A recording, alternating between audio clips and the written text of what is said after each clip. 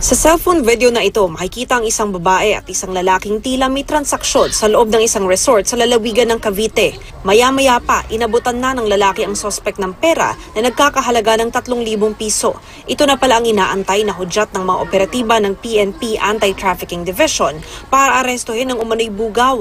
Kasunod ng operasyon, dinala sa tanggapan ng PNP Anti-Trafficking Division ang nasa 22 kababaihan, ang 18 sa kanila, pawang mga minor de edad. Ayon naman sa isa sa mga na-rescue na menor de edad, sumama lang daw siya sa resort upang magbantay pero itinanggi niyang sangkot siya sa prostitusyon. Bagamat hindi itinanggi ng sospek ang paratang, iginiit niyang hindi lamang siya ang nagbubugaw sa mga babae.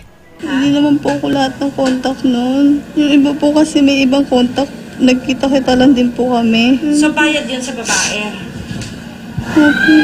Ayon kay Senior Superintendent Villamor Tuliao, naisagawa ang operasyon base sa tip na natanggap ng kanilang opisina. Based dun sa reklamo na nakuha natin, yung resort na yun ay nagiging parang meeting up point ng mga customer at nung nagbebenta ng mga bata.